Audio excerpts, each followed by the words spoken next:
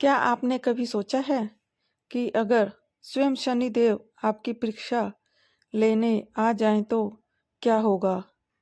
क्या कोई इंसान उनकी कठोर दृष्टि को सह सकता है? आज मैं आपको एक ऐसे ब्राह्मण की कथा सुनाने जा रही हूँ जिसने पूरे राज्य को बचाने के लिए शनिदेव की दृष्टि स्वयं पर लेने का साहस किया। लेकिन फिर जो हुआ उसे सुनकर आप भी हैरान रह जाएंगे। जय शनिदेव महाराज। दोस्तों, आज की यह कथा हमें बताती है कि सच्ची भक्ति, त्याग और धैर्य के आगे स्वयं शनिदेव भी प्रसन्न हो जाते हैं। इसलिए इस कथा को अंत तक जरूर सुनिएगा, क्योंकि इसके अंत में छिपी शिक्षा आपके जीवन को बदल सकती है। बहुत समय पहले की बात है। एक नगर के पास एक विद्वान और धर्मपरायण ब्राह्मण रहते थे। वे प्रतिदिन भगवान का स्मरण करते थे और लोगों की सहायता करते थे। एक दिन वह किसी कार्य से दूसरे गांव जा रहे थे। रास्ते में उन्हें एक तेजस्वी पुरुष दिखाई दिया। उनके शरीर से अद्भुत प्रकाश निकल रहा था। ब्राह्मण ने विनम्रता से पूछा, प्रभु, आप कौन हैं और कहाँ जा रहे हैं? उस पुरुष ने उत्तर दिया, मैं शनिदेव हूँ। इस नगर के राजा पर अपनी दृष्टि डालने जा रहा हूँ। यह सुनकर ब्राह्मण चिंतित हो गए।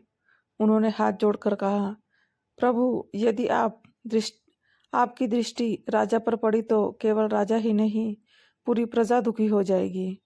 कृपा करके उनकी जगह मुझे अपनी दृष्टि का पात्र बनाइए। ब्राह्मण की बात सुनकर शनिदेव आश्चर्यचकित हो गए। शनिदेव ब्राह्मण से पूछने लगे, मेरी दृष्टि का प्रभाव सहना आसान नहीं है। सोच लो, तुम कितने समय तक मेरी दृष्टि को सह सकते हो? ब्राह्मण कुछ अक्षण सोचकर बोले, ब्राह्मण, प्रभु, मैं 7.5 साल तक तो नहीं सह सकता, ना 2.5 साल तक नहीं सह सकता, 2.5 महीने के लिए भी नहीं सह सकता। यदि आप कृपा करें तो केवल 1.25 पहर तक अपनी दृष्टि मुझ पर डालें। शनिदेव मुस्कुराए। शनिदेव बोले, ठीक है, जैसा तुम चाहते हो वैसा ही होगा।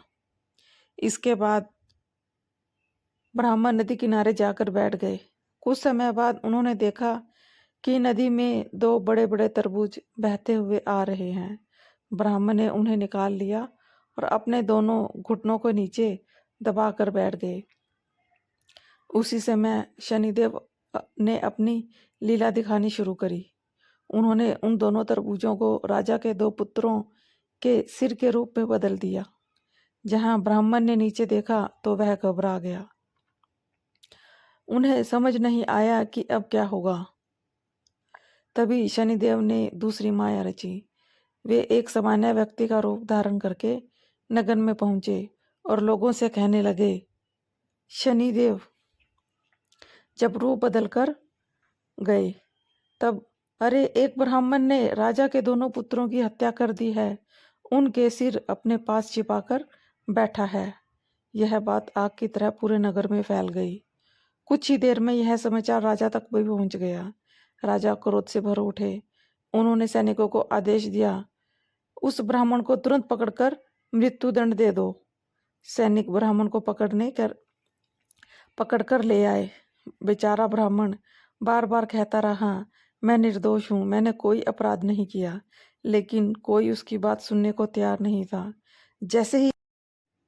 जैसे ही सैनिक उसे दंड देने के लिए आगे बढ़े, अजीब घटनाएं होने लगी। वे चांदी का फंदा बनाते तो टूट जाता, लोहे का फंदा बनाते तो टूट जाता, तांबे का फंदा बनाते तो टूट जाता, और पीतल का फंदा बनाते तो टूट जाता, तो कभी तलवार टूट जाती। कोई ना कोई बाधा आ ही रही थी। आखिरकार 1.25 पहर का समय पूरा हो गया।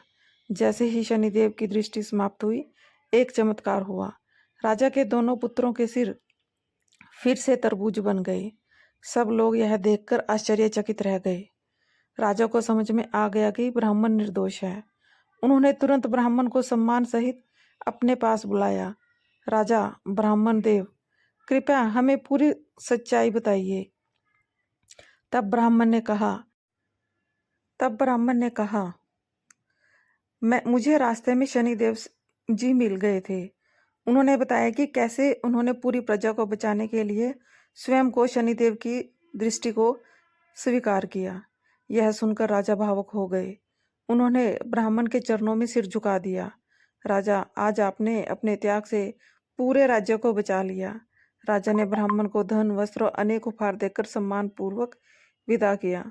उसी समय आकाश से शनिदेव की वाणी प्रकट हुई।